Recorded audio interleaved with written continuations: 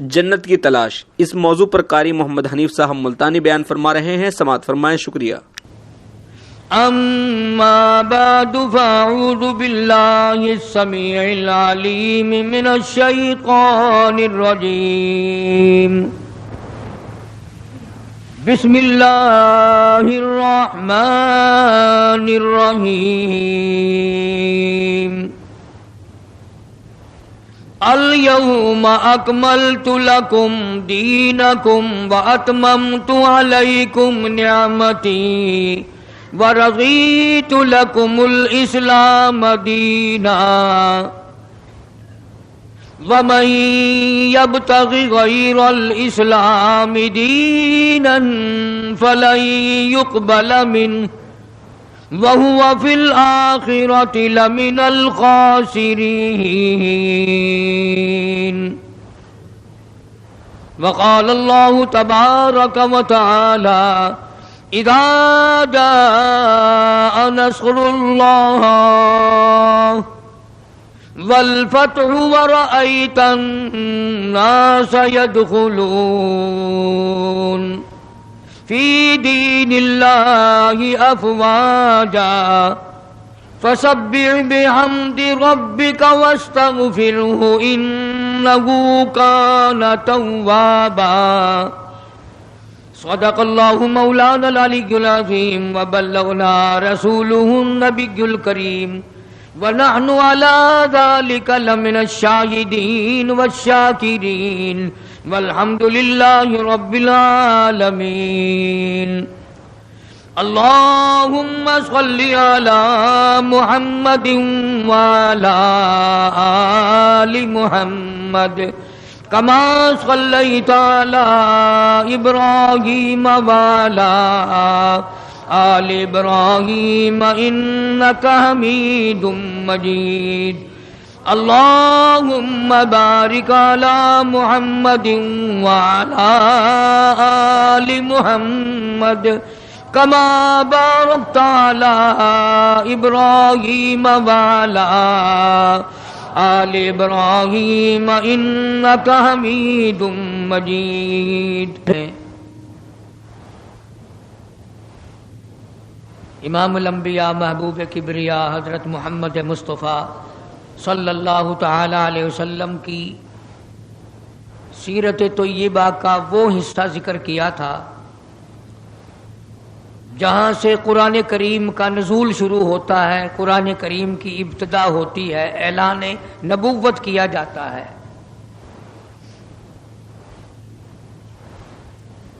سیرت طیبہ کا موضوع اتنا طویل ہے، اتنا لمبا ہے، ہمارا اہل سنت والجماعت کا یہ عقیدہ ہے کہ دنیا کے سارے درختوں کی قلمیں بنا لو، جتنے ندی نالے نہر دریا سمندر ہیں سب کی سیاہی بنا لو، اور جناب رسول کریم صلی اللہ علیہ وسلم کی تعریف اور ثنا لکھنی شروع کر دو۔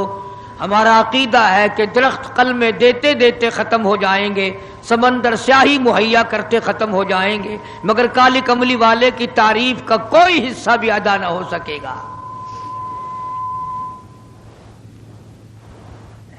اس لیے اللہ پاک جل شانہ نے خود جن کی تعریف فرمائی ہو، جن کا شناخہ خود خدا ہو، اور بندہ کیسے مکمل کر سکتا ہے؟ ہمیں تو سمجھنا ہی آج تک،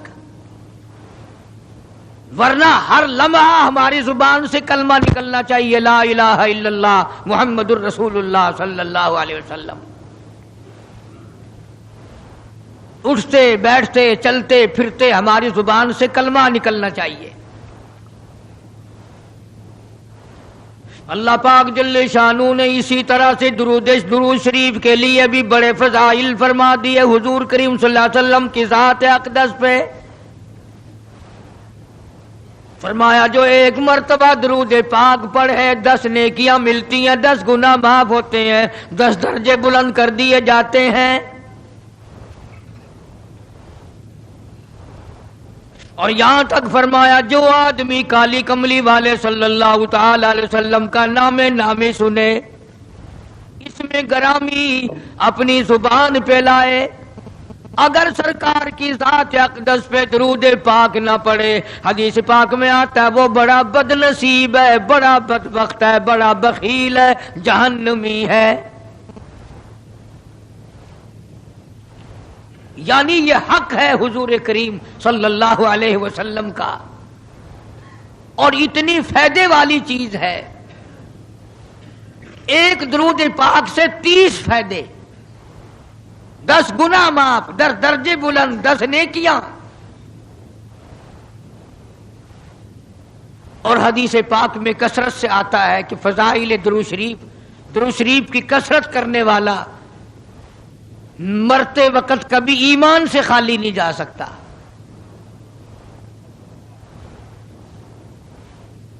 مگر آج ہمیں فرصت نہیں،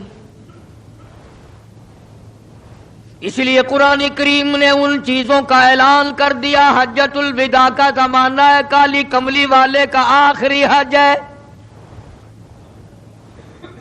جبل رحمت کے نیچے ذرا سی نیچے اتر کر جگہ بنی ہوئی ہے، وہاں پر ایک اونٹنی پہ سوار ہے، ایک ڈاچی پہ سوار ہے، لوگوں کو فرمایا یا ایھا الناس، او لوگو، او انسانوں، او آدمیوں، اللہ اور اس کے رسول کو ماننے والوں، الصلاۃ الصلاۃ، نماز کی پابندی کرنا، بیماری میں بھی پڑھنا، سفر میں بھی نماز پڑھنا، شادی میں بھی نماز ادا کرنا، غمی میں بھی نماز ادا کرنا، سردی میں نماز ادا کرنا، گرمی میں نماز پڑھنا۔ آخری حج ہے، حضور کریم صلی اللہ تعالی علیہ وسلم کا تقریباً آخری وقت ہے۔ فرمایا لوگوں، قرۃ عینی فی الصلاۃ، نماز میری آنکھوں کی ٹھنڈک ہے، جو نماز نہیں پڑھتا میں اس کے لیے قیامت میں شفاعت کرنا میری کوئی ذمہ داری نہیں۔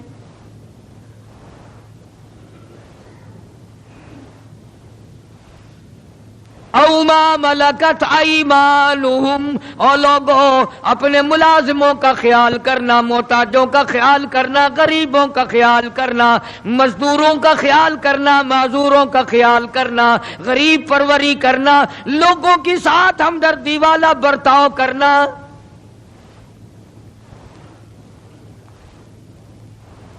جو کچھ میں تمہیں بتلا رہا ہوں فرمایا یاد کرو، میری بات کو سمجھو۔ حضور کریم صلی اللہ علیہ وسلم نے فرمایا لاکھوں کا مجمع ہے، فرمایا جو میں تمہیں بات کہہ رہا ہوں تمہارے ذمے ہے، جو اس وقت میدان عرفات میں نہیں پہنچ سکے ان تک پہنچا دینا۔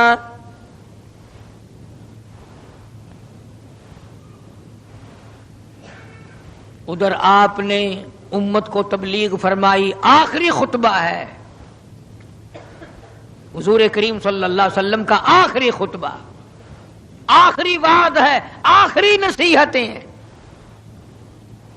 ادھر قرآن کریم کی آخری آیت نازل ہو گئی، الیوم اکملت لکم دینکم واتممت علیکم نعمتی ورضیت لکم الاسلام دینا۔ کالی کملی والے، آج ہم نے تمہارا دین کامل کر دیا، اسلام مکمل ہو گیا۔ حضور کریم صلی اللہ تعالی علیہ وسلم نے ضروری چیزیں آخری خطبے میں ارشاد فرما دی۔ فرمایا لوگوں اپنی عزت کو بچانا، اپنی عزت کا خیال کرنا۔ 2 چیزوں کی ضمانت آج تم مجھے دے دو، ایک چیز کی ضمانت آج میں تمہیں دے دیتا ہوں، اپنی زبان کی اجازت دو، غلط نہیں استعمال کرو گے، اللہ رسول کے خلاف نہیں چلاؤ گے، اپنی نفسانی خواہشات کی ضمانت دو، اللہ اور اس کے رسول کے حکم کے خلاف نہیں برتو گے، نہیں چلاؤ گے۔ فرمایا والذی نفسی بیدی محمدا، او لوگوں اس مالک کائنات کی قسم میں جنت الفردوس کی تمہیں ضمانت دیتا ہوں۔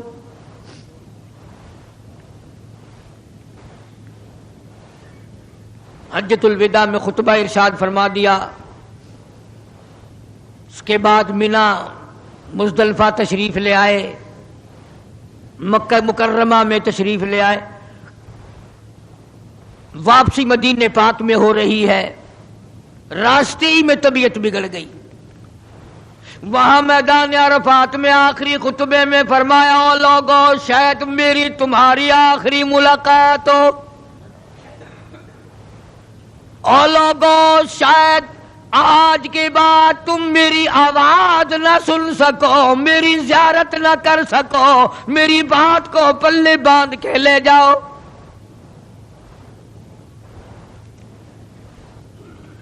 مدینہ طیبہ میں پہنچ گئے. راستے میں جو طبیعت بگڑی اور مزید خراب ہوتی چلی گئی، زیادہ پریشانی بڑھتی چلی گئی، یہاں تک کہ مدینہ پاک میں تشریف لے گئے تو مرض شدت اختیار کر گیا. جناب ابو ہریرہ رضی اللہ تعالیٰ عنہ نے دیکھ کر عرض کر دیا، میرے آقا بڑی کمزوری آ گئی، بڑی ضعیفی آ گئی، بڑی ناتوانی سی آ گئی، بڑے آپ کمزور ہو گئے، بہت زیادہ ضعیفی چہرے سے ظاہر ہونے لگی. فرمایا ابو ہریرہ موت قریب ہے، موت قریب ہے، زندگی دور ہوتی چلی جا رہی ہے. اور تجھے کیا بتلاؤں، جب قرآن کریم کی ان صورتوں کی تلاوت کرتا ہوں جن میں قیامت کا ذکر ہے، میرا سانس رک جاتا ہے، میرا سانس بگڑ جاتا ہے. ابو ہریرہ رضی اللہ تعالیٰ عنہ فرماتے ہیں میری آنکھ کھل گئی، پچھلی رات تھی، میں دربار رسالت میں چلا گیا، میں نے جا کے دیکھا حضور نے نماز کی نیت باندھی ہوئی ہے صلی اللہ علیہ وسلم. میں نے بھی ساتھ کھڑے ہو کر نیت باندھ لی. سورہ بقرہ 2.5 سپارے کی پوری سورت ہے. ابو ہریرہ کہتے ہیں پہلا سپارہ ختم ہو گیا، دوسرا سپارہ ختم ہو گیا. میں نے اندازہ لگایا کہ چلو سورت ختم کر کے تو رکوع فرمائیں گے. آل عمران شروع فرما دی، وہ 1.25 پارے کی ایک سورت ہے. پھر میں نے اندازہ لگایا کہ چلو اس سورت کے ختم ہونے پہ تو رکوع فرمائیں گے، سورت نساء شروع فرما دی. 5.25 پارے پڑھنے کے بعد جب رکوع فرمایا،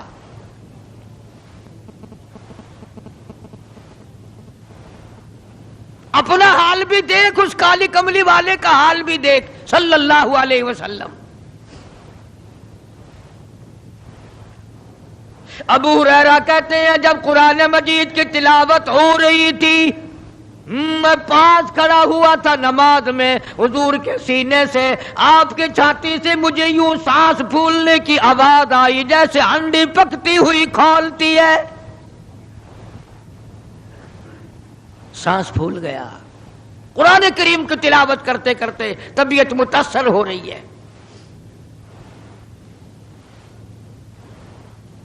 اس قسم کی نماز پڑھتے تھے ہمارے آقا حضرت محمد الرسول اللہ صلی اللہ علیہ وسلم.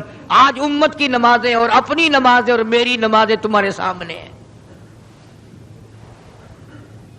امام الانبیاء محبوب کبریا حضرت محمد مصطفیٰ صلی اللہ تعالی علیہ وسلم کا مرض اتنا شدت اختیار کر گیا، بے ہوشی شروع ہو گئی. کبھی ہوش آ جاتا ہے، کبھی پھر بے ہوشی طاری ہو جاتی ہے. مرض بڑھتا چلا گیا. ایک روز نماز کا وقت آیا، جناب مدنی کریم صلی اللہ تعالی علیہ وسلم کے دیوانے، حضور کے پروانے، حضور کی شہدائی، حضور کے اوپر جان مال قربان کرنے والے، اولاد قربان کرنے والے، ساری زندگی قربان کرنے والے صحابہ کرام مسجد میں حیران ہیں، آج نماز کیسے پڑھیں گے، سرکار موجود نہیں.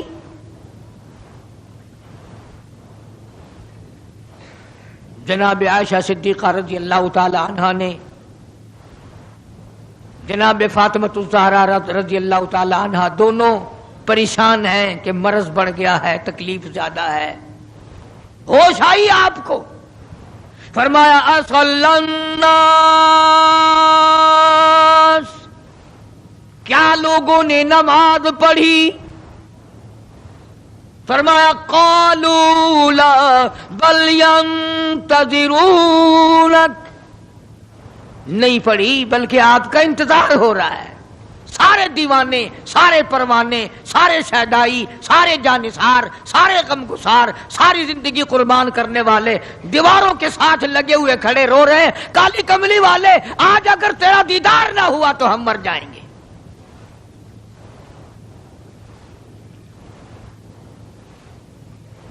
فرمایا مری ابا بکر ان یصلی الناس، عائشہ رضی اللہ تعالی عنہ ابو بکر کو میری طرف سے حکم دو میرے مصلی پہ کھڑا ہو کر نماز پڑھائے، میرے مصلی پہ کھڑے ہو کر نماز پڑھائے۔ حضرت عائشہ رضی اللہ تعالی عنہ نے عرض کر دیا میرے آقا میرا ابا تو کئی دن سے روتا پھرتا ہے، کئی دن سے رو رہا ہے۔ اذا جاء نصر اللہ کی صورت جب نازل ہوئی تو سارے صحابہ نے خوشی منائی، سارے مدینے نے خوشی منائی۔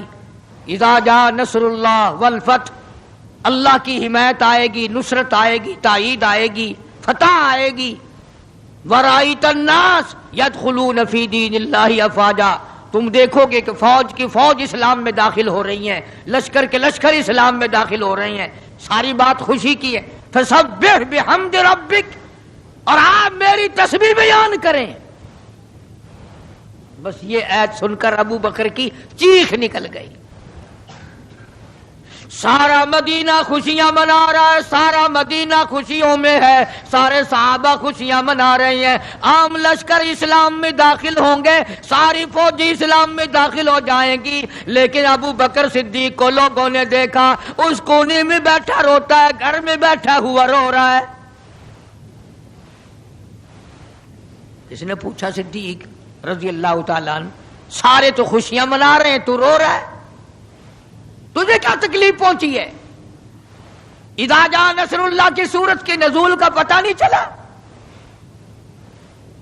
جناب ابو بکر رضی اللہ تعالیٰ عنہ جو نبوت کا راز جانتے ہیں، مزاج شناس ہے نبوت کے، سب سے پہلا رفیق، سب سے پہلا ساتھی ابو بکر صدیق رضی اللہ تعالیٰ عنہ ہے۔ روتے روتے فرمانے لگے آؤ مدینے والوں، یار کی جدائی کا وقت آ گیا۔ حضور کریم صلی اللہ علیہ وسلم کی روانگی کا وقت آ گیا۔ انہوں نے کہا تجھے کیسے پتا چلا؟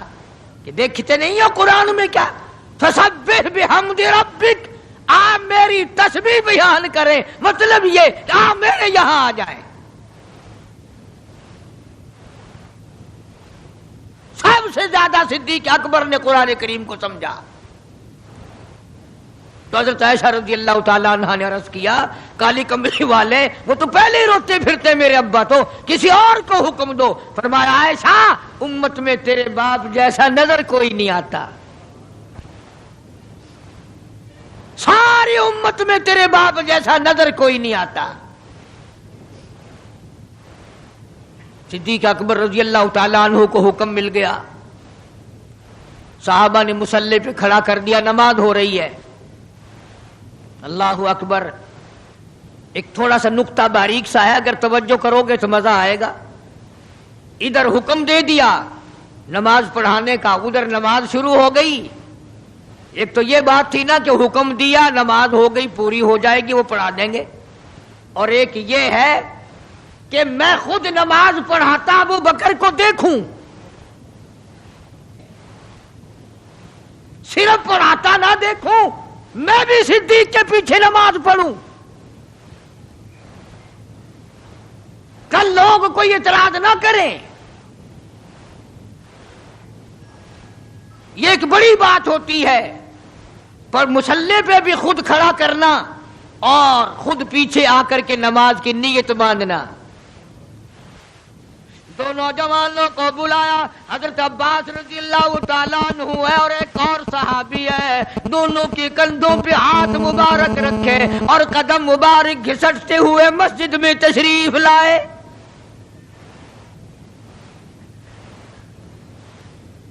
آپ اور میں تو تھوڑی سی تکلیف ہو جائے سب سے پہلا نزلہ نماز پہ پڑتا ہے، کھانا اچھا ہو جائے گا، ڈاکٹروں کا خرچ بڑھ جائے گا، اور گھر والوں کا دھیان بڑھ جائے گا، فکر بڑھ جائے گا، لیکن مرنے والا، بیمار پڑنے والا جو ہے نماز سے بے فکر. سب سے پہلے مسلمان نماز چھوڑتا ہے. اور میری بات لکھ کے لے جاؤ، لاکھوں کروڑوں میں سے 2-4 نمازی مرتے ہیں. بڑا خوش نصیب ہے وہ آدمی کہ دم نکل جائے پر نماز ایک بھی قضا نہ ہو، آخری وقت تک جس کی نماز قضا نہ ہو. حضور کریم صلی اللہ تعالی علیہ وسلم نے پیچھے آ کر کے نیت باندھ لی. ابو بکر کو احساس ہو گیا، پتہ چل گیا کہ صدیق اکبر کو معلوم ہو گیا. حضور میرے پیچھے تشریف لے آئے، نماز میں شامل ہو گئے. ابو بکر پیچھے ہٹنے لگے، مصلی چھوڑنے لگے. آپ نے فرمایا الزم مکانک، ٹھہرا رو وہیں جہاں میں نے تجھے کھڑا کر دیا.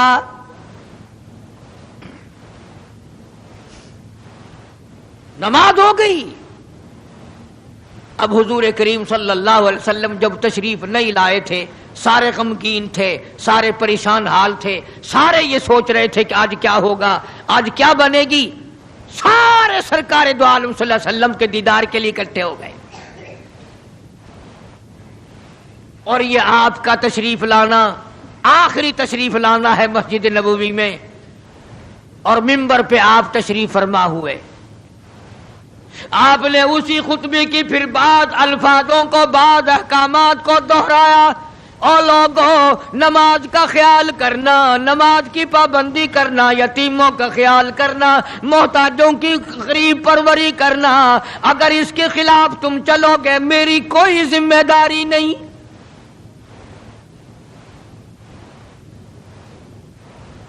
بیماری کی کیفیت کو دیکھ کر، چہرے کی کیفیت کو دیکھ کر صحابہ کرام رو رہے ہیں. سب کا دل اندر سے یہ کہتا ہے شاید آج آخری دیدار ہے، شاید آج آخری ملاقات ہے. ادھر خود اعلان فرما دیا، فرمایا لوگوں میری تمہاری شاید آخری ملاقات ہو، آج کی بعد زیارت نہ کر سکو گے. میری بات سن لو، میری بات اپنے دل میں لکھ لو، کلمہ قرآن کو اپنے ساتھ رکھنا. میں یہ قرآن کریم تمہارے سپرد امانت کے طور پہ کر رہا ہوں، کل قیامت میں تم سے واپس لے لوں گا. سارے صحابہ چاروں طرف سے اکٹھے ہیں، مجمع بنا ہوا ہے. ادھر منبر پہ تشریف فرمائے، خود ہی فرمانے لگی الوداع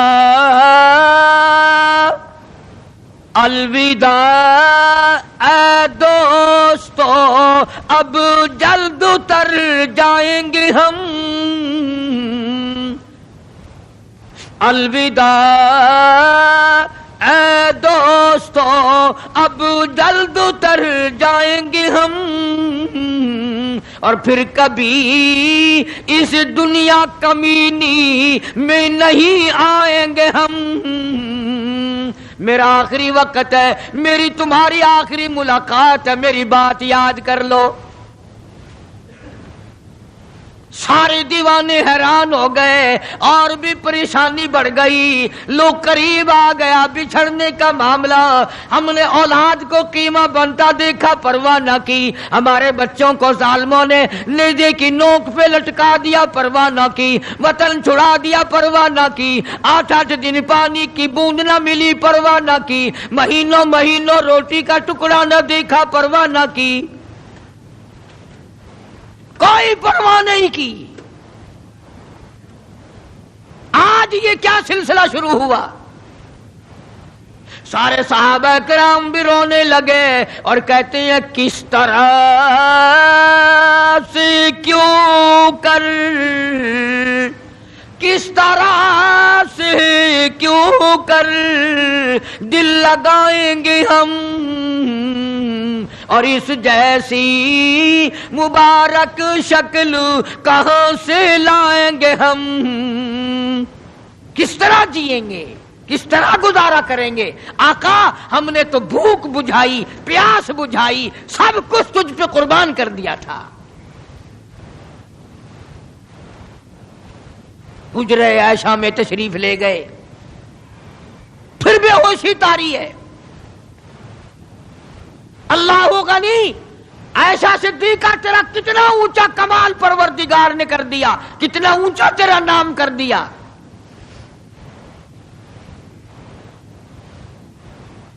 انصاف دیکھو نبی کا، پھر اپنے یہاں بھی میں بھی اور آپ بھی ہاتھ ماریں، ذرا کلیجے پہ ہاتھ رکھ کے سوچیں کہ آخر ہمارا کیا بنے گا۔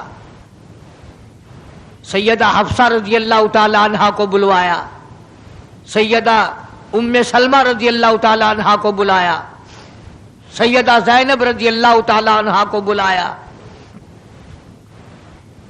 جتنی بھی ہماری مائیں تھیں، حضور کریم صلی اللہ علیہ وسلم کی گھر والیاں، قرآن کہتا ہے وَأَزْوَاجُهُ أُمَّهَاتُكُمْ،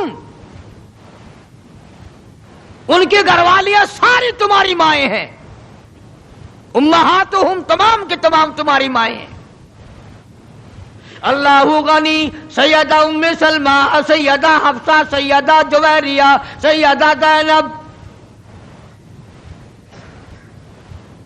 سیدہ صفیہ، سیدہ ام حبیبہ رضی اللہ تعالیٰ عنہما، ساری ہماری ماؤں کو جمع کر کے فرمایا تم تمام کے تمام مجھے اجازت دے دو، میں اپنا آخری دل، اپنے آخری بیماری کا دل عائشہ صدیقہ کے حجرے میں گزار لوں،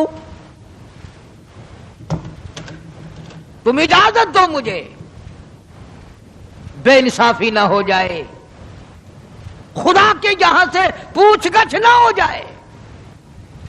امام الانبیاء ڈر رہے ہیں، ہم قبر میں جا کے ڈریں گے انشاءاللہ۔ ساری گھر والیوں کو اکٹھا کر کے اجازت مانگی جا رہی ہے، سب نے اجازت دے دی۔ اصل میں جنت الفردوس کا انتظام ہو رہا ہے، جس جگہ حضور کریم صلی اللہ علیہ وسلم اور عائشہ صدیقہ رضی اللہ تعالی عنہا کو اللہ میاں نے اکٹھا دیکھا، بستر میں دیکھا، قرآن اترتے دیکھا، اس حجرے پہ اتنا پیار آ گیا، اسی کو جنت الفردوس بنا دیا۔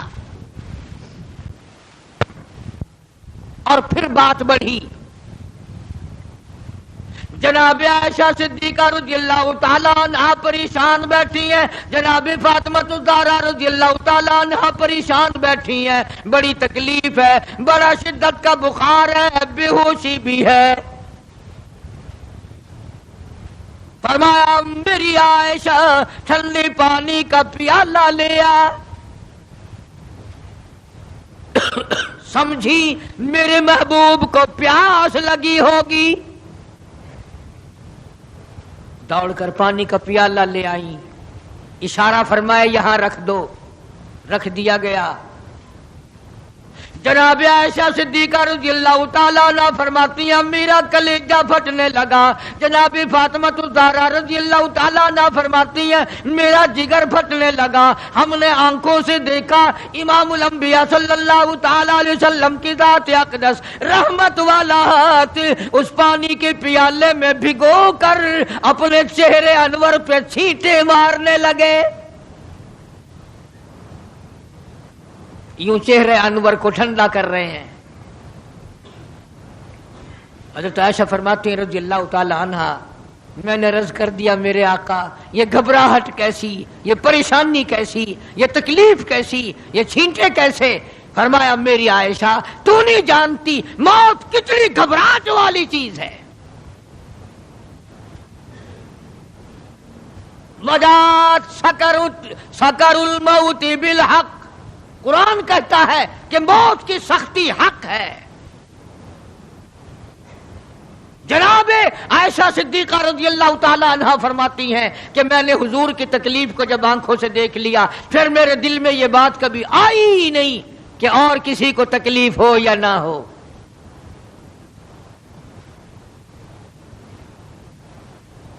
اور مقدر کی بازی ہے ساری، اللہ پاک جس کی تقدیر اس طرح سے بنا دے، کون ہے پیچھے ہٹانے والا؟ بالکل آخری وقت ہے۔ فرمایا عائشہ مسواک لا کے دے، مسواک لا کے دی گئی۔ فرمایا اپنے منہ میں چبا کے دے، اپنے منہ میں چبا کے دے، نرم کر کے دے۔ حضرت عائشہ صدیقہ رضی اللہ تعالی عنہا نے چبا دی، نرم کر دی اپنے منہ میں چبا کر۔ توجہ کرنا، یہ نہیں فرمایا کہ اسے اب دھو کے دے، حضرت عائشہ نے جو اپنے منہ میں مسواک چبائی تھی، کالی کملی والے نے اس مسواک کو یوں ہی اپنے منہ مبارک میں پھیر لیا، ثابت یہ کر دیا لوگوں عائشہ کو کچھ نہ کہنا، مجھے اتنی پیاری ہے، مجھے اتنی پیاری لگتی ہے کہ میں آخری وقت میں عائشہ کا لعاب اپنے منہ میں لے کے چلاؤں۔ آج لوگ 4 ورقے تاریخ کی کتاب کے پڑھ کر صحابہ کرام کے فیصلے شروع کر دیتے ہیں۔ اپنے ایمان کو بچاؤ، خبردار نبی کے گھر والوں کے بارے میں کبھی غلط خیال نہ کرنا۔ اس لیے قانون کی بات سنو، نبی جب قرآن کہتا وما ينطق عن الهوى ان هو الا وحی یوحی، نبی اللہ کی اجازت کے بغیر سانس نہیں لیتا، نبی اللہ کی اجازت کے بغیر ہاتھ کو حرکت نہیں دیتا، نبی اللہ کی اجازت کے بغیر قدم نہیں اٹھاتا، قدم نہیں رکھتا، تو نبی اللہ کی اجازت کے بغیر رشتے بھی نہیں کرتا۔ تمام دنیا کے رشتے ماں کرتی ہے، باپ کرتے ہیں، مامے کرتے ہیں، نانے کرتے ہیں، چچے کرتے ہیں، نبی کا رشتہ خدا کرتا ہے۔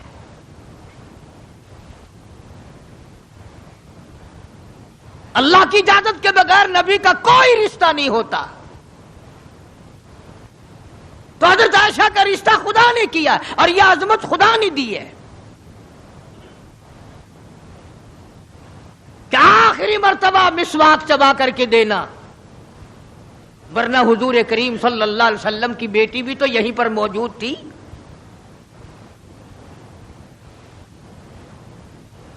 اس کے بعد جناب عائشہ صدیقہ رضی اللہ تعالیٰ عنہ فرماتی ہیں میں بھی بیٹھی تھی، بڑی پریشان تھی، جناب فاطمہ الزہرا رضی اللہ تعالیٰ عنہ بھی پریشان تھی، ماتھے پہ پسینے آتے تھے جاتے تھے۔ اتنی دیر میں دستک ہوئی، دروازہ کھٹکا، کسی نے آواز دی هل ادخلوک فی البیت،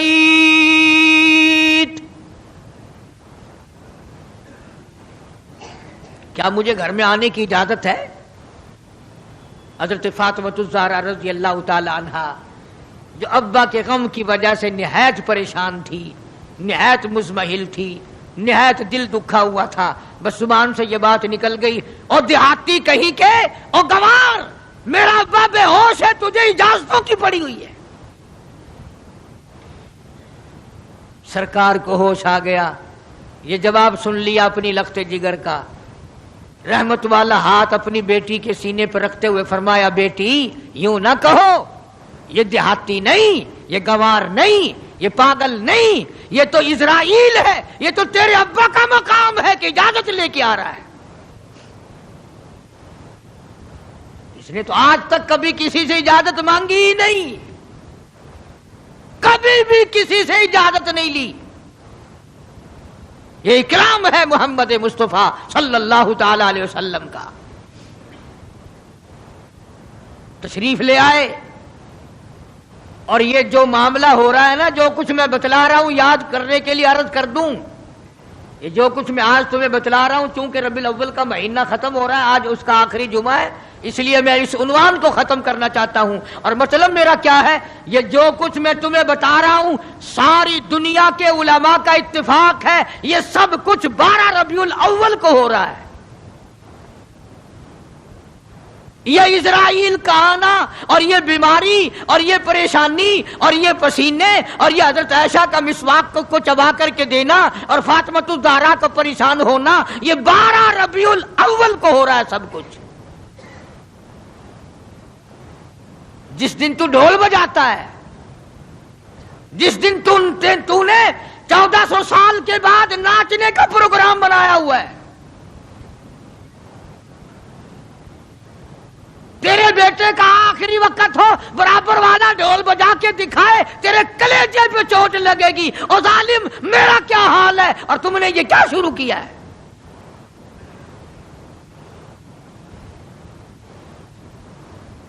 حضور کریم صلی اللہ علیہ وسلم نے فرمایا بیٹی انہیں کچھ نہ کہو، یہ تو وہ ہیں جو بچوں کو یتیم بنا دیں، یہ تو وہ ہیں جو سہاگ اجاڑ کے رکھ دیں، یہ وہ ہیں جو چلتے چلاتے ہنستے کھیلتے گھروں کو کی تباہی پھیر دیں، اسرائیل ہے۔ تشریف لے آئے، سلام پہنچایا، سیرت کی کتابوں میں ہے اللہ پاک کا سلام پہنچایا۔ میں حاضر ہو گیا ہوں، اجازت ہو؟ جی حاضر ہو، تشریف لے آؤ۔ ٹھیک ہے۔ اللہ میاں نے سلام پہنچایا، حضور کریم صلی اللہ علیہ وسلم نے صبا سلام قبول فرمایا۔ سیرت کی ایک کتاب میں ہے کہ حضرت جبریل بھی ساتھ ساتھ تشریف لے آئے۔ کالی کملی والے اللہ پاک آپ کی مرضی کے مطابق پوچھنا چاہتے ہیں کہ جنت کے کون سے درجے میں مدار بنایا جائے؟ فرمایا جبریل تم میرا مزار جنت میں بنا دو گے، میرا بلال کہاں جائے گا؟ میرا سہیل کہاں جائے گا؟ میرا سلمان فارسی کہاں جائے گا؟ اور جن کے چمڑے ادھیڑ دیے گئے، جن کی آنکھیں نکال دی گئی، جن کو انگاروں پہ ساڑا جلایا گیا، جن کی پسلیاں توڑ دی گئی، وہ کہاں جائیں گے؟ یہاں بناؤ مدینے میں۔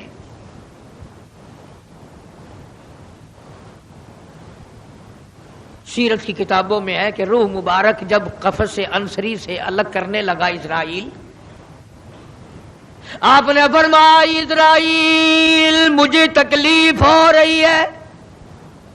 عرض کیا میری کیا مجال ہے میں آپ کو تکلیف دوں، میں آپ کو تکلیف پہنچاؤں، میری کیا جرت ہے، میری کیا مجال ہے؟ فرمایا تیرا تکلیف دینے کا کوئی پروگرام نہیں، ارادہ نہیں، جرت نہیں، اور مجھے اتنی تکلیف ہو رہی ہے ساری زندگی میں کبھی نہیں ہوئی۔ او اسرائیل، امت کے جن لوگوں کو تو تکلیف دے گا، عذاب دے گا، ان کا کیا حال بنے گا؟ میری آرزو ہے، میری حسرت ہے، میری تمنا ہے ساری امت کے دکھوں کو آج محمد صلی اللہ علیہ وسلم کی چھاتی پہ ختم کر لے۔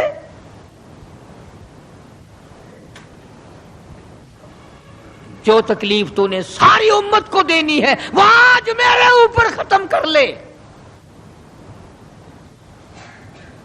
ان کی وفا دیکھ اور اپنی جفا دیکھ، وہ کس وقت میں تجھے یاد کر رہے ہیں جبکہ روح مبارک جسم سے الگ ہو رہی ہے۔ ظالم آپ اور میں حضور صلی اللہ علیہ وسلم کو کوٹھی میں یاد نہیں کرتے، بنگلے میں یاد نہیں کرتے، ایئر کنڈیشن میں یاد نہیں کرتے، پنکھوں کے نیچے یاد نہیں کرتے، ٹھنڈی ہوا میں یاد نہیں کرتے، رات کو یاد نہیں کرتے، دن کو یاد نہیں کرتے، اور آقا امت کو کس وقت یاد فرما رہے ہیں صلی اللہ علیہ وسلم۔ ان کی وفا دیکھ، اپنی جفا دیکھ۔ تو سرکار کو شادی میں یاد نہیں کرتا کہ میرے نبی کا شادی کے موقع پہ کیا حکم ہے۔ کاروبار کرتے حضور کو یاد نہیں کرتا۔ کون سا وقت ہوگا ہمارے سنبھلنے کا؟ جناب فاطمۃ الزہرا رضی اللہ تعالی عنہا کہتی ہیں مجھے بڑا رنج پہنچا، اور ساری کتابوں میں ہے حدیث کی، تفسیر کی، سیرت کی۔ جناب فاطمۃ الزہرا رضی اللہ تعالی عنہا حضور کریم صلی اللہ علیہ وسلم کے وصال کے بعد 6 مہینے زندہ رہیں۔ تمام حضرات کہتے ہیں ایک دن بھی کسی نے ہنستی ہوئی نہیں دیکھی، کبھی پیٹ بھر کے کھانا نہیں کھایا، اکثر رویا کرتی تھی او مدینے والوں تم نے میرے ابا کی قبر پہ کن ہاتھوں سے مٹی ڈالی۔ اور امت کے ساتھ اور سلوک روا رکھنے والی، محبت والی بات ایک اور چیز لکھی سیرت کی کتابوں میں، فرماتے ہیں کہ جب آپ کو حضرت عائشہ فرماتی ہیں کہ آواز پست ہو گئی، بالکل آواز نکلنی بند ہو گئی، سانس ختم ہو رہا تھا۔ توجہ گئی، سانس ختم ہو رہے تھے، آواز بالکل پست ہو رہی تھی۔ حضرت عائشہ فرماتی ہیں کہ لب حرکت کرتے تھے، لب مبارک حرکت کرتے تھے۔ حضرت عائشہ فرماتی ہیں کہ میں نے یوں کان لگا دیا لبوں کے قریب کہ کیا فرما رہے ہیں۔ فرماتی ہیں ایک ہی آواز تھی ربی حبلی امتی، مولا میری امت کو معاف کر دے، مولا میری امت کو معاف کر دے۔ جس امت کے لیے ساری ساری رات سجدوں میں دعائیں مانگی، آنسو بہا بہا کے دعا مانگی، اور اس آخری وقت میں بھی اس امت کے لیے دعائیں فرما رہے ہیں۔ اور یہ امت 5 وقت نماز کے لیے تیار نہیں، یہ امت ظلم سے توبہ کرنے کو تیار نہیں، یہ امت حرام کھانے سے توبہ کرنے کو تیار نہیں، یہ امت آج اللہ کے قہر سے بچنے کو تیار نہیں، کیا صورت ہوگی؟ اسی لیے قرآن کریم کے 18ویں سپارے کی ایک آیت آپ کو آخری میں سنا دوں۔ میدان حشر برپا ہوگا، قیامت کا میدان لگا ہوا ہوگا، جناب مدنی کریم صلی اللہ تعالی علیہ وسلم تشریف لائیں گے اور فرمائیں گے وقال الرسول یا رب ان قوم اتخذوا هذا القرآن مہجورا، یا اللہ یہ وہ لوگ ہیں جنہوں نے میرے قرآن کا مذاق اڑایا، تمسخر اڑایا، ٹھٹھا بنایا، مخول بنایا۔ وَكَذَلِكَ جَعَلْنَا لِكُلِّ نَبِيٍّ عَدُوًّا مِّنَ الْمُجْرِمِينَ، یہ میرے دشمن ہیں جیسے پہلے نبیوں کے دشمن ہوا کرتے تھے، جلال میں ہوں گے، غصے میں ہوں گے۔ محمد عربی صلی اللہ علیہ وسلم جب فرشتے خبردار کریں گے کالی کملی والے تیرے بعد انہوں نے بڑی بدعت پھیلائی، تیری سنتوں کو مٹایا اور بدعت پھیلائی، تیری سنتوں کو ختم کیا اور رواج نئے نئے چلائے، شرک کیا، بدعت کیے، کفر کمایا۔ آج ہم یہ نہیں سوچ پاتے کہ کس طریقے سے اپنا آخری وقت ہونا چاہیے۔ آج اس امت کے لوگوں کو سنت کے مطابق غسل نہیں ملتا، آخری سنت کے مطابق کفن نہیں ملتا۔ میں کہتا ہوں سنت کے مطابق جنازے کے کندھا تبدیل نہیں کیا جاتا، سنت کے مطابق میت کو قبر میں نہیں اتارا جاتا، سنت کے مطابق قبر پر مٹی ڈالنے کا رواج نہیں نہ۔ اور تو بڑی بڑی تعلیم ڈگریاں حاصل کر لیتے ہو، قبر پر مٹی ڈالنے کی دعا سیکھتے ہوئے پھانسی لگتی ہے، کون سیکھتا ہے؟ یہ چاروں طرف جتنے بوڑھے بیٹھے ہیں سفید داڑھیوں والے، پوچھ کے دیکھو سوائے 100 میں سے 2 کے 98 کو نہیں آتی، قبر میں میت اتارنے کی دعا نہیں آتی، قبلہ کی طرف منہ موڑنے کی دعا نہیں آتی۔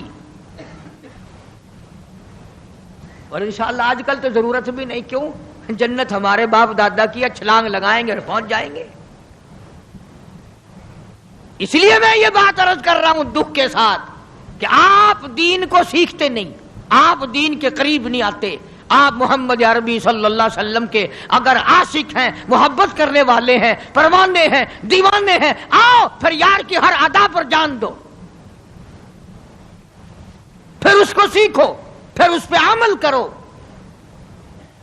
تاکہ ساری زندگی سنتوں پہ عمل کرتے کرتے گزر جائے۔ اس لیے قرآن کریم کی جو میں نے آیت تلاوت کی تھی اذا جاء نصر اللہ کی، اس کا یہی مفہوم ہے فسبح بحمد ربک، میرے نبی آ جا پھر آپ تسبیح پڑھیں میرے نام کی، واستغفرہ انہ کان توابا۔ اس لیے ہمیں بھی ہر وقت یہ کوشش کرنی چاہیے کہ قرآن کریم کی تلاوت کی عادت بنا لیں، درود شریف کی عادت بنا لیں، لا الہ الا اللہ، لا الہ الا اللہ محمد الرسول اللہ، اس کی عادت بنا لیں، سبحان اللہ والحمد للہ ولا الہ الا اللہ واللہ اکبر ولا حول ولا قوت الا باللہ العلی العظیم، اس کی عادت بنا لیں۔ آؤ اس کا فائدہ بتاؤں، حدیث پاک میں آتا ہے جب زبان پہ ذکر ہوتا ہے، اللہ کا نام ہوتا ہے اور آدمی قدم رکھتا ہے، زمین کہتی ہے او پیارے تیرے یہ قدم مجھے کب تک نصیب، کتنے دنوں کے بعد ملے، زبان تیری ہو اور ذکر میرے اللہ کا ہو، قدم تیرا ہو اور جسم میرا ہو۔ یوں آتا ہے کتابوں میں زمین گواہی دے گی قیامت کے دن، اس نے مجھ پر سبحان اللہ کہا تھا، اس نے مجھ پر الحمدللہ کہا تھا، اس نے مجھ پر درود پاک پڑھا تھا، اس نے مجھ پر قرآن کی تلاوت کی تھی، اور وہ گواہی بھی دے گی زمین اس نے مجھ پہ زنا کیا، حرام خوری کی، بدماشی کی، اس نے خنزیر کھایا، سور کھاتا رہا دنیا میں، یہ ساری چیزوں کی زمین گواہی دے گی۔ یہ دیواریں، یہ کھڑکیاں، یہ روشن دان، یہ چھت سب گواہی دیں گے چگلی کی، غیبت کرنے کی، بدکاری کی، تمام چیزوں کی۔ اس لیے اپنی زندگی کا ایک ایک لمحہ قیمتی ہے، قیمتی، اس کی قدر پہچانو، اس میں کچھ کمانے کی کوشش کرو۔ اللہ پاک مجھے اور آپ کو حضور کریم صلی اللہ علیہ وسلم کا جیسے آخری وقت میں نے عرض کیا، ویسے کیسٹ پہلے بھی ہے سفر آخرت نبی صلی اللہ علیہ وسلم کا، اس لیے آخری عرض کر دیا کہ ربیع الاول کا آخری جمعہ تھا۔ اللہ پاک ہم سب کو صحیح معنوں میں غلام بنائے، تابعدار بنائے، عظمت اور محبت حضور کریم صلی اللہ علیہ وسلم کی نصیب فرمائے۔ وآخر دعوانا ان الحمدللہ رب العالمین۔ پچھلے سیرت کے مہینوں، اسی مہینے کی تازہ کیسٹیں آپ کو پھر چھیڑ دیا گیا، چھیڑ کے بڑے جلدی ہیں، چل بند کر دیں اسے۔ انشاءاللہ العزیز آپ کو پچھلے جمعے کی کیسٹ میں نزول قرآن، اس سے پہلے جمعے کی کیسٹ میں در یتیم اور مولانا پالم پوری کی اس طرح سے مل جائیں گی، تاکہ زیادہ سے زیادہ اس ماہ مبارک میں، ان دنوں میں جو سنے گا اس کو اللہ کے رسول کے ذکر خیر کی توفیق ہوگی۔ اللہ پاک ہم سب کو آخرت اچھی کرنے کی توفیق عطا فرمائے۔ اللہم صلی وسلم وبارک علی سیدنا و مولانا محمد وعلی آل سیدنا و مولانا محمد وبارک وسلم وصلی علیہ۔ یا اللہ سب بیماروں کو شفا عطا فرما۔ حافظ عبید اللہ کے والد کراچی میں بہت میرے خدمت گزار رہے، تکلیف میں تھے، اللہ پاک شفا کاملہ عاجلہ مستمر عطا فرما۔ یا اللہ جتنے بھی پریشان حال ہیں سب کی پریشانیوں کو دور فرما، سب کی مشکلوں کو آسان فرما، سب کی تلخیوں کو راحتوں سے تبدیل فرما۔ مستری نظام الدین ہے شجاع آباد کا، اللہ پاک اس کو صحت کاملہ عطا فرمائے اور تمام مسلمانوں کی پریشانیوں کو دور فرما۔ کوئی ساتھی ہے، اس نے بتایا کہ اس کے بھائی کے بازو میں تکلیف ہے، اللہ پاک صحت کاملہ عطا فرمائے۔ یا اللہ چھوٹوں کو، بڑوں کو، امیروں کو، غریبوں کو، سب کو تندرستی عطا فرما، خیر و برکت عطا فرما، روزی رزق میں، کاروبار میں، فصل میں برکت عطا فرما۔ یا اللہ رحمت کی بارش عطا فرما۔ جن جن لوگوں نے مسجد کی خدمت کی ہے، ہمیشہ کرتے ہیں، یا اللہ ان کے تمام تر کاروبار میں خیر و برکت عطا فرما اور اخلاص عطا فرما۔ اللہ تعالیٰ اس کی پریشانیوں کو دور فرمائے اور تمام مشکلوں کو آسان فرما۔ ربنا آتنا فی الدنیا حسنۃ وفی الآخرۃ حسنۃ وقنا عذاب النار۔ مولا ہم سب کے والدین کی مغفرت فرما، آباء و اجداد کی بخشش فرما، سارے خدمت گزاروں کی بخشش فرما، مولا ساری امت کی مغفرت فرما، ساری مخلوق پہ اپنا کرم اور فضل فرما۔ الہ العالمین سارے ملک پاکستان پہ فضل فرما، حفاظت فرما، رحمت کی بارش عطا فرما۔ ربنا لا تزغ قلوبنا بعد إذ هديتنا وهب لنا من لدنك رحمة إنك أنت الوهاب۔ صلی اللہ علی حبیبہ محمد وآلہ وصحبہ اجمعین۔